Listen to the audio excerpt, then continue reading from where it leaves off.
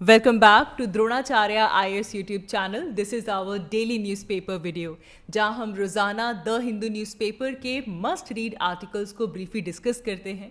आज है 27 अप्रैल, तो चलिए देख लेते हैं कि आज के अखबार में हमारे यूपीएससी प्रिपरेशन पर्सपेक्टिव से कौन कौन से इंपॉर्टेंट न्यूज़ आर्टिकल्स आए हैं। आज इस वीडियो में हम सबसे पहले बात करेंगे एक इम्पॉर्टेंट स्टडी की, जो कि इंडियन मेट्रोलॉजिकल डिपार्टमेंट ने की है।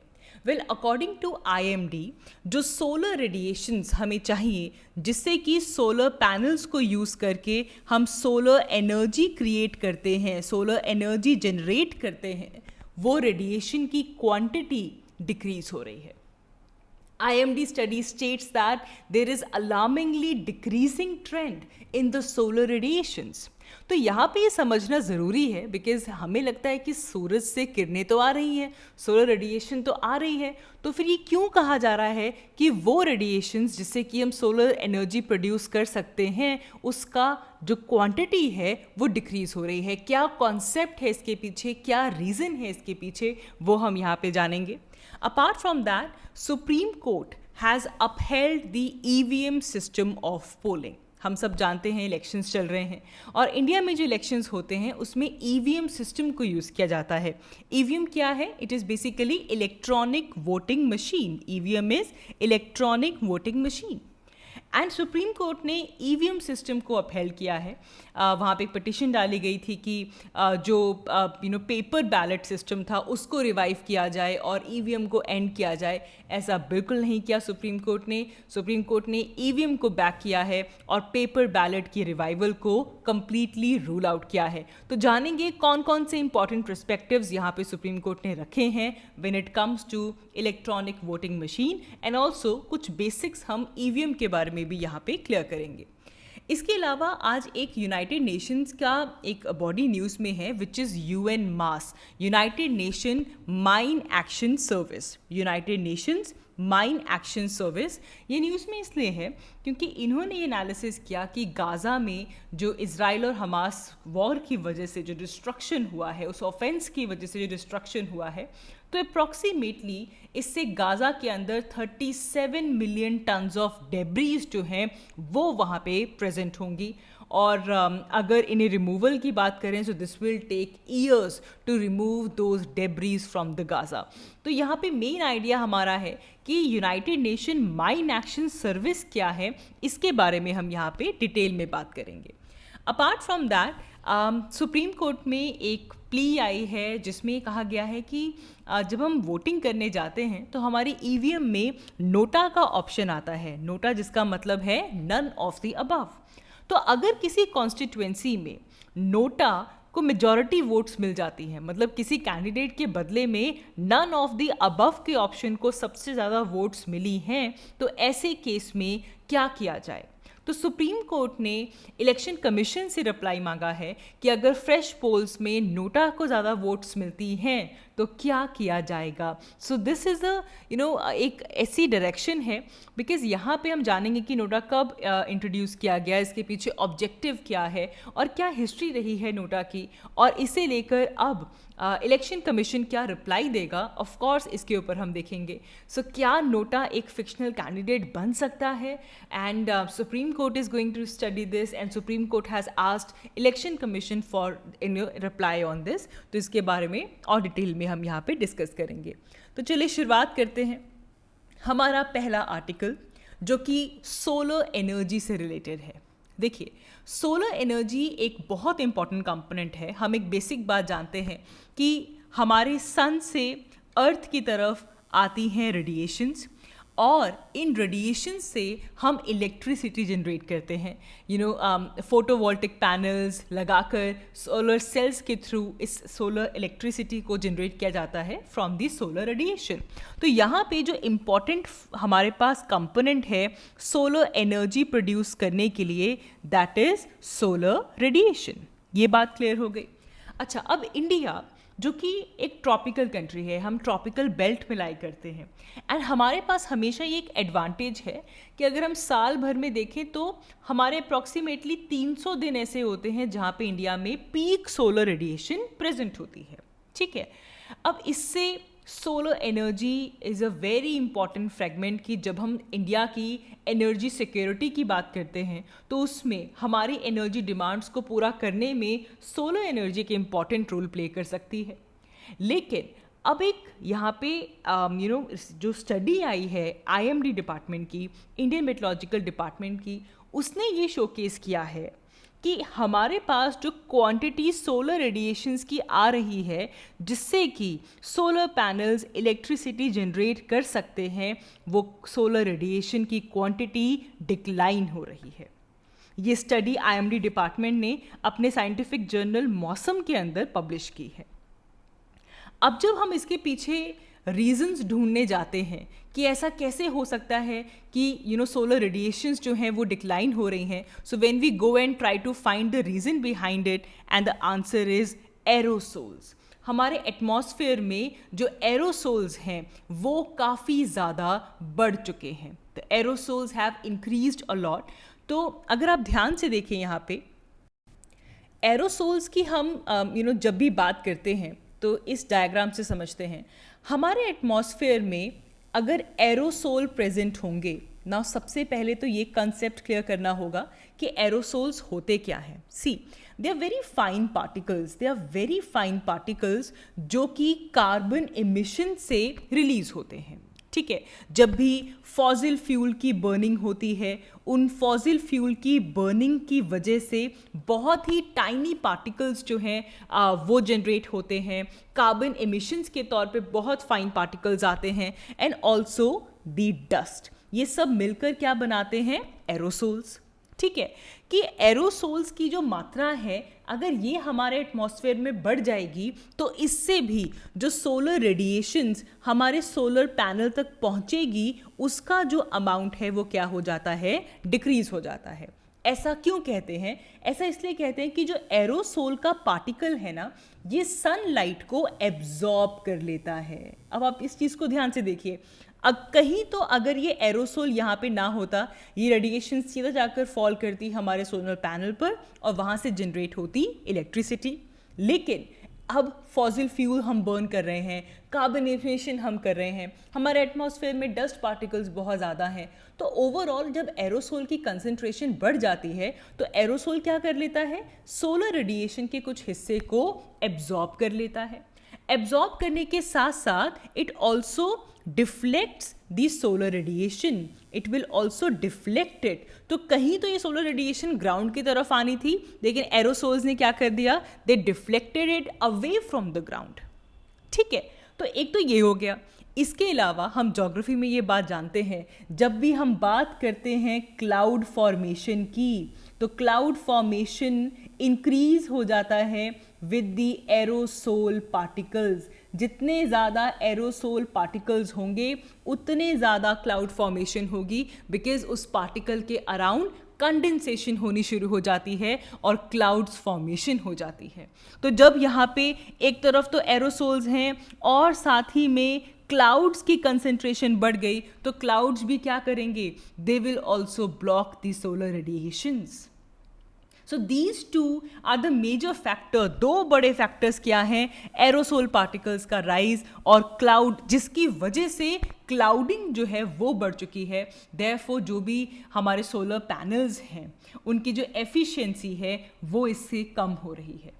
The efficiency of solar panels is being reduced because जो amount of sunlight उनके ऊपर fall होनी चाहिए जिससे कि वो solar energy generate कर पाएं, वो भी यहाँ पे decline हो रही है। I hope ये बात आपको यहाँ पे clear होगी। यहाँ पे एक term use की जाती है which is SPV। SPV का full form होता है Solar Photovoltaic Potential। Solar Photovoltaic Potential क्या है? This is basically the amount of radiation that would be practically available जिससे कि इलेक्ट्रिसिटी जनरेट कर पाएगा हमारा सोलर पैनल। और अगर इसको स्टडी किया जाए, IMD ने जितने भी स्टेशंस थे वहाँ पे मोस्टली अपने SPV पोटेंशियल को स्टडी किया और देखा कि इस पोटेंशियल के अंदर डिक्लाइन हो रहा है। मतलब द अमाउंट ऑफ रेडिएशन जिससे हम इलेक्ट्रिसिटी जनरेट कर सकते हैं, हमारा पोटेंशियल डिक्लाइन हो रहा है because of increased aerosol load and the clouding. Is that okay? अब देखिए, इंडिया में बहुत सारे एरियाज़ में सोलर पार्क्स हैं, स्पेशली हमारा जो नॉर्थ वेस्टर्न कंट्री है, गुजरात और राजस्थान का एरिया, वहाँ पे बड़ी बड़ी सोलर पार्क्स हैं. Even in these states also हमारा जो SPV पोटेंशियल है वो भी डिक्लाइन हो रहा है. So this is what has been, alarmingly raised by the IMD department in its study. अच्छा, एक और चीज़ आप देखिए, एज ऑफ नाउ अगर हम अभी प्रेजेंट सिनेरियो की बात करें तो इंडिया में जो हमारी सोलर पावर जो इंस्टॉल्ड कैपेसिटी है that is of something 81 gigawatts. ठीक है, तो मतलब हमारी रफली इंडिया के अंदर 17% जो एनर्जी है वो कहाँ से पूरी हो रही है, सोलर एनर्जी के फॉर्म में पूरी हो रही है. ठीक है जी. अब हमारा प्लान क्या है? हमारा प्लान है कि हम इंडिया में कम से कम 500 gigawatts of installed capacity generate करना चाहते हैं हमारी सोलर एनर्जी की.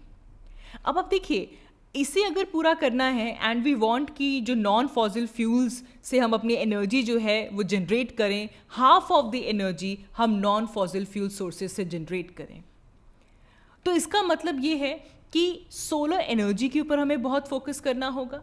अगर हमें 2030 तक इस गोल को पूरा करना है तो हर साल हमें 40 गीगावाट्स ऑफ सोलर कैपेसिटी को बढ़ाना होगा. लेकिन एज ऑफ नाउ अगर हम देखें तो हमारा एवरेज कुछ 13 गीगावाट्स का पर ईयर के तौर पे आ रहा है, एंड जिसमें अकॉर्डिंग टू गवर्नमेंट कोविड-19 has also affected this trajectory. Solar energy again is very important because आपने देखा रिसेंटली हमारे प्राइम मिनिस्टर नरेंद्र मोदी जी ने एक मेजर इनिशिएटिव लॉन्च किया जिसमें सोलर रूफटॉप्स जो हैं, जो हम उसके ऊपर इंस्टॉलेशन की बात की कि 1 करोड़ घरों के ऊपर सोलर रूफटॉप पैनल जो है वो इंस्टॉल किया जाएगा. लेकिन वहीं एरोसोल्स सनलाइट को ब्लॉक कर रहे हैं. एंड ये आज की बात नहीं है, ये ऐसा नहीं कि आज हुआ है. This has been apparent since 1980s only. ठीक है, अगर ग्लोबल सोलर रेडिएशन की एक ट्रेजेक्ट्री बनाएं तो एक दौर आया था 1981 से 2006 तक का जहाँ पे जनरली एक डिक्रीजिंग ट्रेंड आया था. ठीक है, सो ऑफ कोर्स एक फिर ऐसा दौर आया आफ्टर 2001 ऑनवर्ड्स जिसमें एक इंक्रीज शो हुआ और उसके फैक्टर्स अभी उतने क्लियर नहीं हैं. लेकिन एट प्रेजेंट जो हमारे पास एक वरीसम सिचुएशन आई है that is reflected by the increase in the number of aerosols and the clouding, जिसकी वजह से हमारा जो SPV पोटेंशियल है, सोलर फोटोवोल्टिक पोटेंशियल जो है वो हमारा डिक्लाइन हो रहा है. So I hope this thing is clear. आगे बढ़ते हैं, बात करते हैं EVM के बारे में सुप्रीम कोर्ट ने क्या कहा. देखिए, EVM को लेकर हमारे पास प्ली पिटिशन आती है जिसमें कहा जाता है कि EVM को हटाकर इसके बदले में जो पेपर बैलेट्स हैं उनको रिवाइव करना चाहिए. ये मुद्दा सुप्रीम कोर्ट में आता है, जिसके बदले में सुप्रीम कोर्ट ने electronic voting machine EVM system को अपहेल्ड किया और क्लियरली पेपर बैलेट सिस्टम को रिफ्यूज़ किया. सुप्रीम कोर्ट का ये कहना है कि जो पेपर बैलेट सिस्टम था उसकी वीकनेसेस वेल नोन है, वेल डॉक्यूमेंटेड है. इंडिया का अगर आप साइज देखिए, इंडिया में 97 करोड़ के आसपास इलेक्टोरेट्स हैं and the number of candidates जो कि इलेक्शंस में खड़े हो रहे हैं, और कितने नंबर ऑफ पोलिंग बूथ्स हैं जहाँ पे वोटिंग होती है. एंड इस सब में पेपर बैलेट्स की प्रॉब्लम्स हम सब ने देखी हैं, जिसकी वजह से इलेक्टोरल रिफॉर्म्स हुए, जिसकी वजह से जो पेपर बैलेट सिस्टम था इसकी जगह पे इलेक्ट्रॉनिक वोटिंग मशीन्स लाई गई. Because EVM has a significant advantages over the paper ballot system. It came as a form of electoral reforms. अब यहाँ पे कुछ बहुत ही important facts को mention किया गया. अगर हम बात करते हैं EVM की, इलेक्ट्रॉनिक वोटिंग मशीन की, तो क्या बातें हमें पता होनी चाहिए. देखिए, सबसे पहले फर्स्ट टाइम इसको 1982 में यूज़ किया गया था केरला के अंदर, जब वहाँ पे असेंबली इलेक्शंस थे, असेंबली कॉन्स्टिट्यूएंसी है वहाँ पे, विच इज़ दी पारावूर. वहाँ पे पहली बार EVM को यूज़ किया गया 1982 में. ठीक है, एंड उसके बाद से हमने देखा कि जो इलेक्ट्रॉनिक वोटिंग मशीन है इसको बहुत हमारे इलेक्शन का एक बहुत सिग्निफिकेंट पार्ट बन चुका है. अब कुछ बातें ध्यान से देखिए. ये एक ऐसी डिवाइस है जिसमें हम हमारी वोट्स रिकॉर्ड कर सकते हैं इलेक्ट्रॉनिकली। 1982 में पारावूर असेंबली कॉन्स्टिट्यूएंसी जो केरला की है वहाँ पे इसे यूज़ किया गया। इससे पहले 1998 तक election commission was increasingly using EVM instead of the ballot boxes. लेकिन उसके बाद फिर आता है 2003 एंड 2003 में इंडिया के all state elections, all by elections, they were done using EVM. And इसके बाद 2004 में इलेक्शन कमीशन एक हिस्टोरिक डिसीजन लेता है टू यूज़ ओनली ईवीएम। 2004 में कहा कि लोकसभा इलेक्शंस के लिए सिर्फ और सिर्फ क्या यूज़ होगा, ईवीएम। ठीक है, अब देखिए ईवीएम जो है, this has been devised and designed by the technical expert committee of Election Commission. तो हमारे इलेक्शन कमीशन की एक टेक्निकल एक्सपर्ट कमिटी है इलेक्शन कमीशन की, जिसने ईवीएम को डिज़ाइन किया है और डिवाइस किया है। पहली बात तो ये कि ये इलेक्शन कमीशन की टेक्निकल एक्सपर्ट कमिटी थी। And for this election commission collaborated, election commission ने 2 पब्लिक सेक्टर PSU से कोलैबोरेट किया। One is Bharat electronics limited, and the other one is electronic corporation of India. जो भारत इलेक्ट्रॉनिक्स लिमिटेड है, it is under ministry of defence, और जो electronic corporation of India है, it is under the department of atomic energy. तो इनके साथ collaborate करके election Commission की टेक्निकल एक्सपर्ट कमिटी ने जो ईवीएम है इसे डिवाइस और डिज़ाइन किया। जब हम इसकी फंक्शनैलिटी समझते हैं ना, तो इसके 2 पार्ट हैं। एक तो ईवीएम के अंदर आता है कंट्रोल यूनिट, एक होती है कंट्रोल यूनिट, और दूसरा होता है balloting unit. The other one is balloting unit. ये बात याद रखेंगे, इसके 2 मेन कंपोनेंट है, control unit and balloting unit. ठीक है, and they are connected to each other through a cable. एक केबल के साथ दोनों कनेक्टेड होते हैं। कंट्रोल यूनिट पोलिंग ऑफिसर के पास होती है, it is with the polling officer.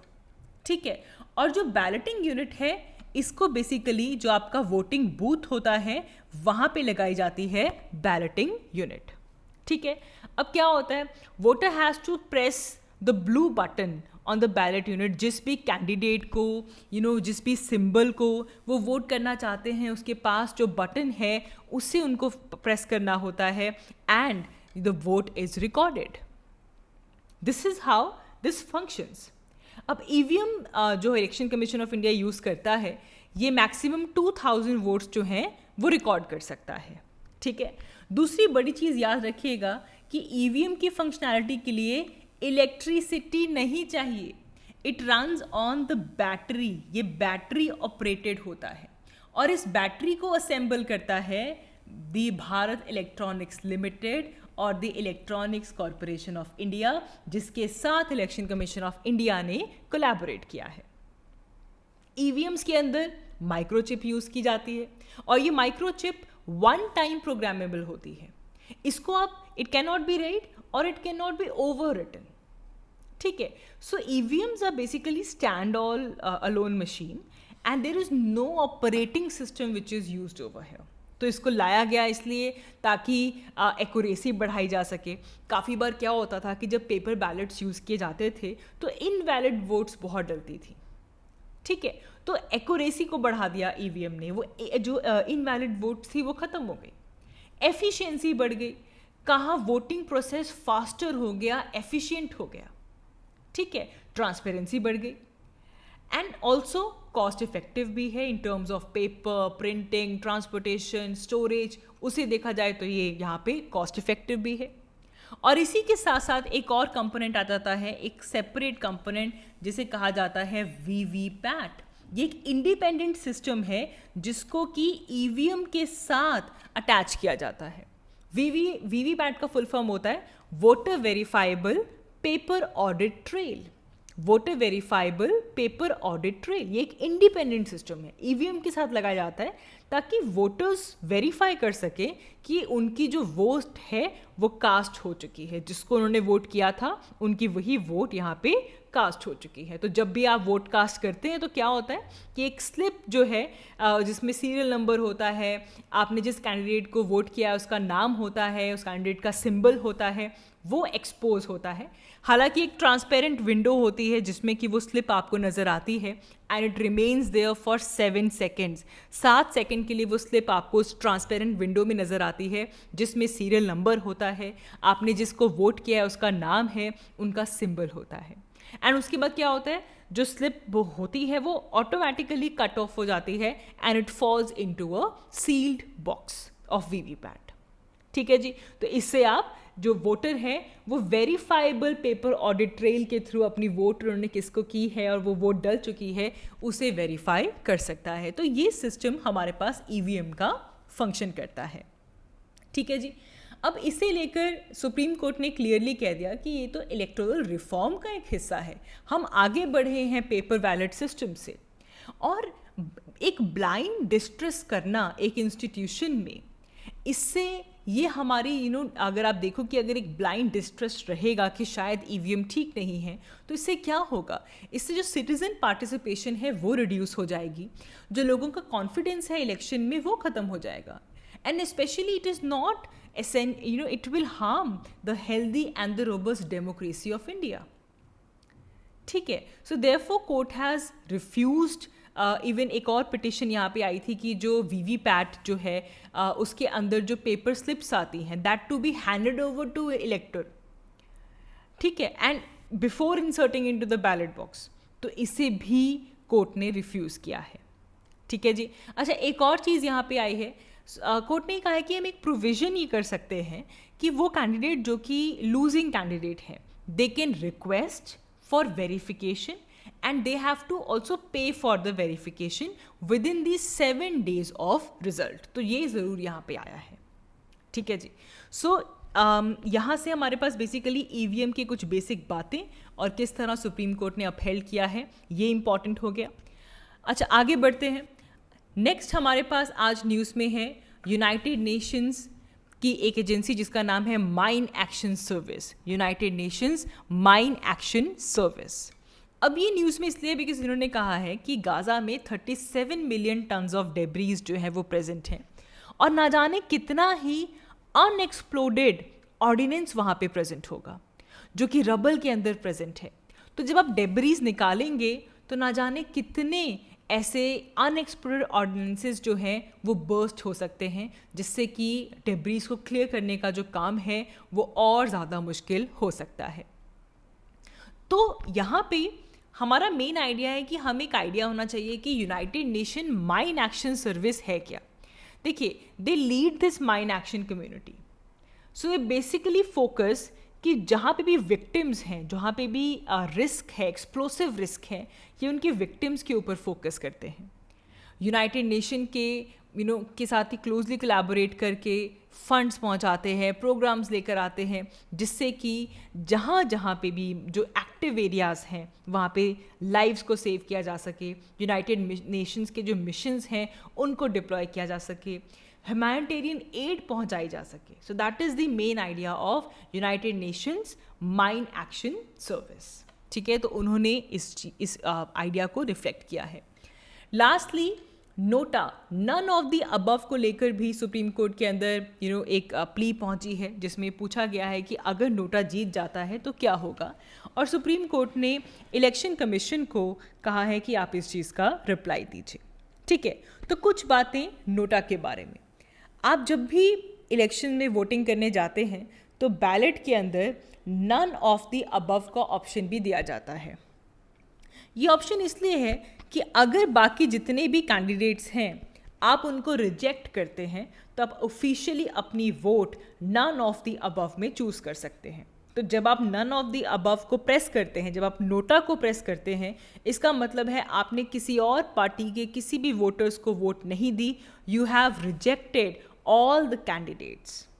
ठीक है। सो पहली बार इसे यूज़ किया गया था नोटा के ऑप्शन को 2013 में जब असेंबली इलेक्शंस हुए थे, तो कुछ 5 स्टेट्स के अंदर नोटा को लाया गया and these 5 states were Chhattisgarh, Mizoram, Rajasthan, Delhi and MP. In 5 states की असेंबली इलेक्शंस में इसे लाया गया।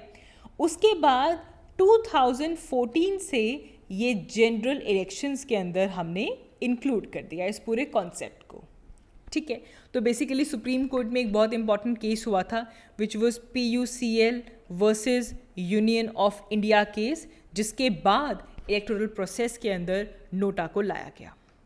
ठीक है, तो बिल्कुल बॉटम में नोटा का ऑप्शन होता है EVM के अंदर। तो it is basically to cast a negative ballot. ठीक है, सो यहाँ पे क्या है कि अब अगर हम देखते हैं कि क्या हिस्ट्री रही है नोटा की, कि नोटा का कुछ असर होता भी है या नहीं, तो आपको ये जानकर थोड़ा हैरानी होगी एंड एक आपकी नॉलेज में एडिशन होगी इस चीज़ को लेकर कि हमारे पास कुछ ऐसी स्टेट्स हैं स्पेशली आफ्टर 2018, और इन स्टेट्स का नाम है Maharashtra, Haryana, Delhi, Puducherry. They treated NOTA as a fictional electoral candidate. क्या मतलब है फिक्शनल इलेक्टोरल कैंडिडेट का? इन स्टेट्स के जो स्टेट इलेक्शन कमीशंस थे, उन्होंने डिक्लेयर किया कि अगर किसी भी इलेक्शन में NOTA as a winner emerge होता है तो वहाँ पे हम रीपोलिंग करवाएंगे। ठीक है, सो कि अगर भाई लोगों की चॉइस ही नहीं है तो किस तरह, अगर majority people are choosing NOTA, how can you declare the second highest candidate as winner? तो इसीलिए इन स्टेट्स के अंदर यहाँ के स्टेट इलेक्शन कमीशन ने ये डिसीजन लिया है। सो अब इसे लेकर ये क्वेश्चन अब सुप्रीम कोर्ट ने इलेक्शन कमीशन से पूछा है कि आप बताइए कि क्या नोटा एक फिक्शनल कैंडिडेट बन सकता है? क्या होगा अगर नोटा को ज़्यादा मेजॉरिटी में वोट्स मिलते हैं? तो अब इसका answer election commission of India देगा। So that is all for this video. आज की इस वीडियो के लिए इतना ही। Thank you so much for watching. और अगर आपको ये वीडियो अच्छी लगी, please do like and comment below. I will see you all in my next one. Thank you.